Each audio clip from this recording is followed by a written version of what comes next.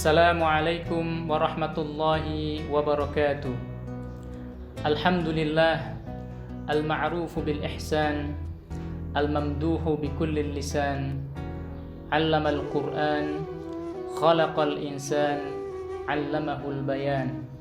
Wassalatu wassalamu ala rasulil Islam, khairu man shalla wa man shama wa man tafa bi baitil haram, sallallahu alaihi wa alihi wa sahbihi wasallam. Rekan Siger TV yang dimuliakan Allah Subhanahu wa taala, Al-Qur'an dan puasa adalah dua hal yang tidak bisa dipisahkan dari bulan Ramadan. Ketika Allah Subhanahu wa taala menyebutkan Ramadan dan puasa di dalam Al-Qur'an, Allah Subhanahu wa taala berfirman, A'udzu billahi minasyaitonir rajim. Bismillahirrahmanirrahim. Syahrul Ramadhan alladzi unzila fihi al-Qur'an hudan lin-nasi wa bayyinatin minal huda wal furqan.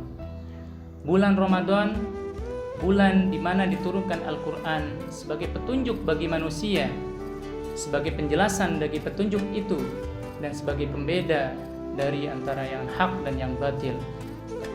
Maka membaca Al-Qur'an adalah sebaik-baik ibadah yang dilakukan oleh orang yang sedang berpuasa.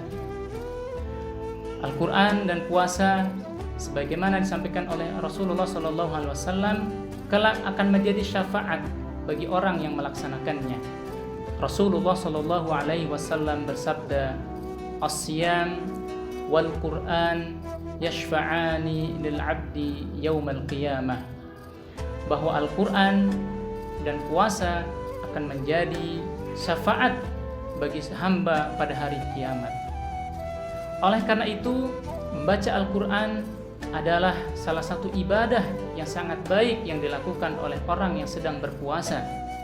Terkait dengan membaca Al-Qur'an, ada satu permasalahan yang sering ditanyakan, yaitu terkait dengan mana yang lebih utama, apakah membaca Al-Qur'an dengan pelan sambil mentadaburi isi dari Al-Qur'an, atau membaca Al-Qur'an dengan cepat supaya kita bisa menghatamkan Al-Qur'an sebanyak-banyaknya. Maka kedua masalah ini pada hakikatnya tidak boleh dipertentangkan, karena dua masalah ini pernah dilakukan oleh ulama pada zaman dahulu. Ada ulama yang memilih membaca Al-Qur'an dengan mentadaburi isinya dan menggali maknanya. Ada pula ulama yang memilih membaca Al-Qur'an dengan cepat, dengan maksud agar bisa menghatamkan Al-Qur'an sebanyak-banyaknya. Ulama yang memilih membaca Al-Qur'an dengan pelan sambil mentadaburi ayatnya berdasarkan firman Allah Subhanahu wa taala, A'udzu billahi minasyaitonir rajim. Bismillahirrahmanirrahim. Kitabun anzalnahu ilaika mubarakun liyadabbaru ayatihi waliyatadzakkara ulul albab. Kitab ini kitab yang aku turunkan kepadamu wahai Muhammad, yang membawa begitu banyak keberkahan, agar mereka mau mentadaburi ayat-ayatnya dan agar menjadi peringatan bagi orang-orang yang berakal. Atau ketika Allah Subhanahu wa taala berfirman di ayat yang lain, A'udzu billahi minasyaitonir rajim. Bismillahirrahmanirrahim. Afala yatadabbaruna al-Qur'an am 'ala qulubin aqfaluha. Apakah mereka tidak mentadaburi Al-Qur'an atau karena hati mereka yang tertutup?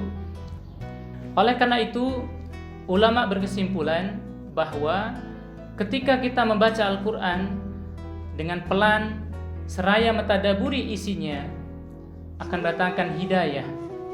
Tetapi hidayah itu tidak akan datang kecuali kalau kita memahami isinya dengan cara mentadaburinya.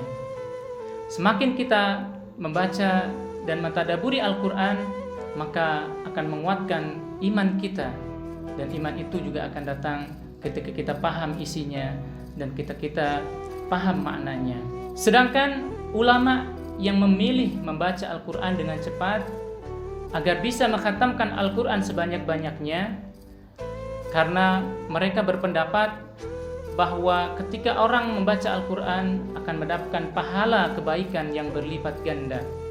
Semakin banyak mereka membaca Al-Quran, maka semakin banyak pula kebaikan yang akan didapatkan dari orang yang ketiga. Maka semakin banyak pula kebaikan yang akan didapatkan dari membaca Al-Quran.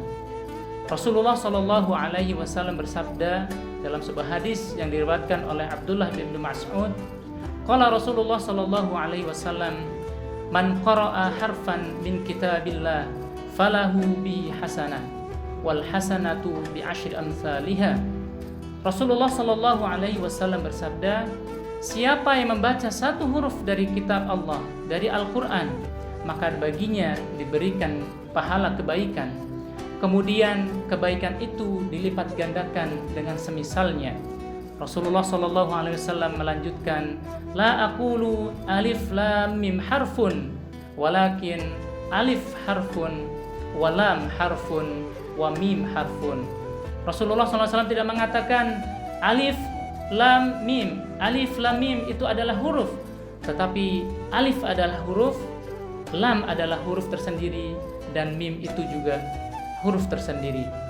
Maka semakin banyak orang membaca Al-Quran, maka semakin banyak pula kebaikan yang akan didapatkan. Imam Asy-Syafi'i menghatamkan Al-Quran sebanyak 60 kali di dalam bulan Ramadan di luar sholat. Sedangkan Qatadah dalam riwayat menghatamkan Al-Quran setiap 7 hari sekali. Bahkan ketika memasuki 10 akhir bulan Ramadan, beliau menghatamkan setiap 3 hari sekali. Oleh karena itu, kesimpulan yang ini kita sampaikan bahwa dua permasalahan tadi adalah dua permasalahan yang tidak bisa dipertentangkan, karena keduanya boleh dilakukan. Bagi siapa yang ingin membaca Al-Quran dengan pelan sambil mentadaburi Al-Quran, mentadaburi isinya, maka diperbolehkan. Dan bagi siapa yang ingin membaca Al-Quran dengan cepat karena bermaksud agar bisa menghatamkan Al-Quran sebanyak-banyaknya, juga diperbolehkan. Ada perumpamaan yang sangat menarik yang disampaikan oleh ulama ketika mengutamakan dua permasalahan ini. Ulama mengatakan orang yang membaca Al-Quran dengan pelan sambil mentadaburi ayat-ayatnya, sambil belajar memaknai isinya, seperti orang yang bersedekah dengan sedekah yang banyak, walaupun kemudian diberikan kepada orang yang sedikit jumlahnya atau diberikan kepada orang yang terbatas. Sedangkan orang yang membaca Al-Quran dengan cepat dengan maksud agar bisa menghatamkan Al-Quran dengan sebanyak-banyaknya, seperti orang yang bersedekah dengan sedekah yang sedikit, tetapi sedekah itu diberikan kepada orang banyak. Kita juga bisa menggabungkan dua pendapat ini. Jadi kita bisa membaca Al-Quran dengan cepat agar kita bisa menghatamkan Al-Quran sebanyak-banyaknya. Namun kita juga memberikan waktu untuk bisa mentadaburi Al-Quran, sehingga dua keutamaan tadi bisa kita dapatkan.